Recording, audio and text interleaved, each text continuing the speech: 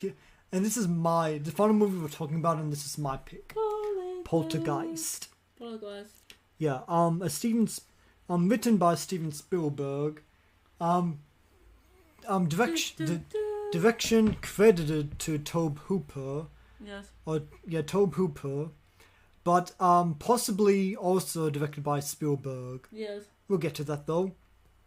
Released in 1982, the same year as E.T., Yeah. which Yes. those two movies, and I think one other, released the same summer. The summer of 1992 was referred to as like the summer of Spielberg. Yes. So anyway, It's a good movie. yeah. Anyway, this is one of my favorite movies. I know. Anyway, Poltergeist. The general plot of this movie is that this family living in the suburbs, the house becomes haunted by malevolent ghosts. And I guess ghosts, but like the haunted by ghosts, and they are found and the father was investigating. It was getting more reader around the house, and they thought. But at first, they thought it was started until one day their daughter gets get taken to the other side. Yeah, that happened. Yes. I guess one thing we ought to talk about is the film's production, because I mentioned Tobe Hooper and Spielberg. So I guess we need to discuss the fucking elephant in the room. So even though this movie has Tobe Hooper credited as director, it's kind of believed that Steven Spielberg is the actual director of this movie. Yeah, what do you think? I think well, let me go over the facts. Okay, Steven Spielberg wrote the script, or co-wrote it. Yes. He produced this movie. Tobe Hooper, he was on set every day.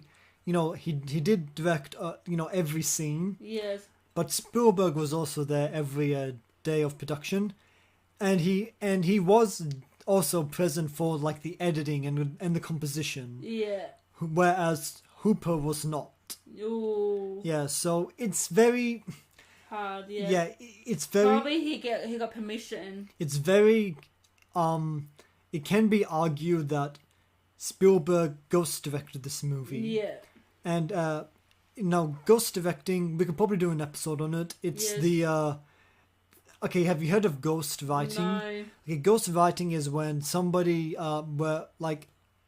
some written material is attributed to one person, but it was actually written by someone else. Yes. Like say that Stephen King wrote Stephen King wrote Carrie.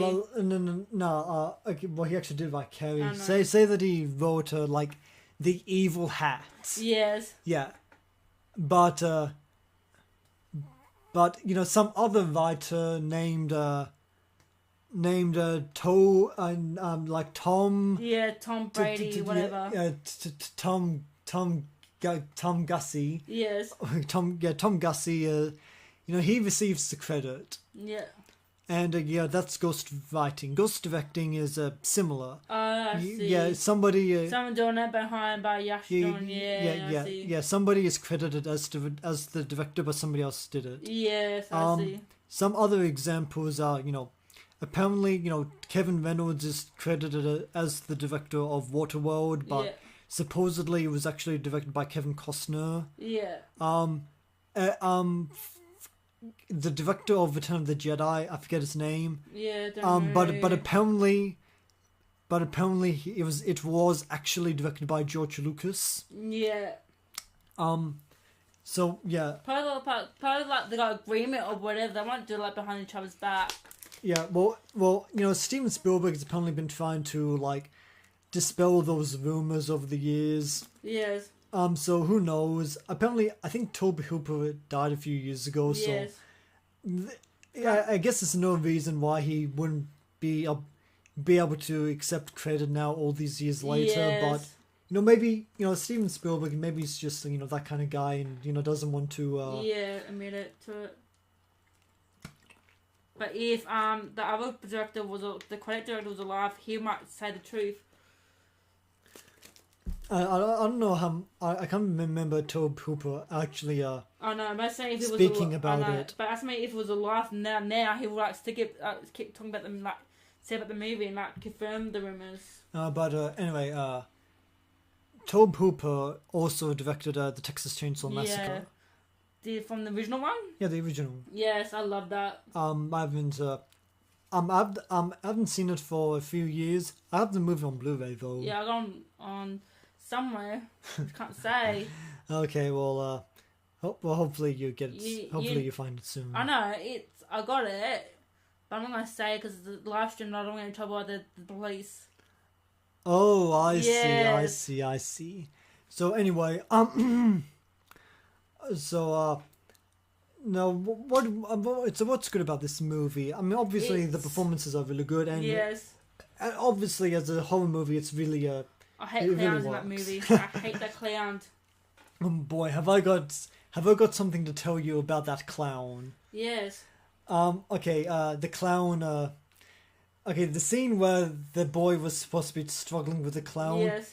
The clown actually started malfunctioning and strangling the boy for real. Really? Fuck.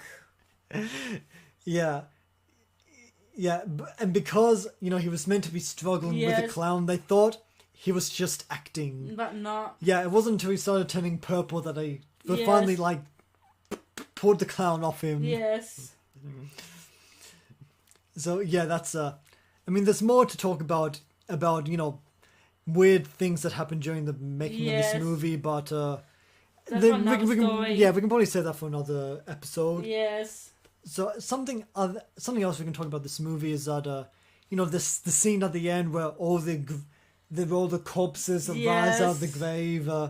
Okay, those skeletons were real. Yeah, I know. Yeah, but they were like expensive. Yeah, they were like I think medical skeletons that were used in education. Yes. And they were made up to look like corpses, which was really cool. Yes, it is. Like seeing what's her name, like the mother, like stuck. Jump screams. Yeah, stuck in like a shallow pool, and all these corpses oh,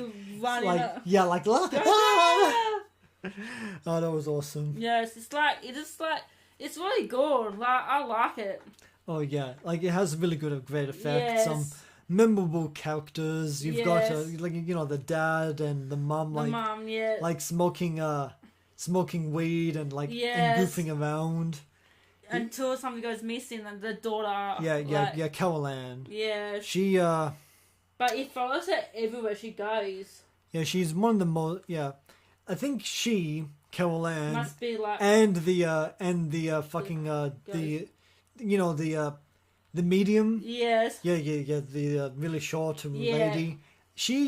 They are probably the most memorable characters in this franchise. Yes. She's got a. She's got a wicked sense of humor. Yeah, she's got like this really high but distinctive voice that really works. It's like to her, it simply is another child. Yes. But to us, it is the beast of Cain. Spoiler. I mean, whatever. I'm not going to remember what you're talking about. Yes. Because in the second one, I'm missing the second one, but it goes through the depth of the backstory of the Poltergeist trying to hunt her down, like. I mean, whatever. I don't really care. Yeah. Speaking of the ghosts, there is a fan theory that the reason why the ghosts started haunting this family is because at the beginning, the bird died. Yes. And the bird actually got a decent burial. Yeah. Yeah, and that's probably why. Yeah, and the home was built on top of a grave. Yeah, but they moved the cemetery, but they left the bodies there. Yeah. You only moved the headstones. Why? Why? How come you're expecting that house, not the rest of the neighbor's house? I guess because no one else buried their beloved pet in the backyard. And only their house gets like evaporated. And you would see everyone be like, what? And then all the neighbors saw that, and they'd be like, what the hell? Yeah. it's been, and yeah, we've both probably seen the Family Guy episode, like, parodying this movie. Yes. Which, I like that episode, but there's no beating the original. Yes.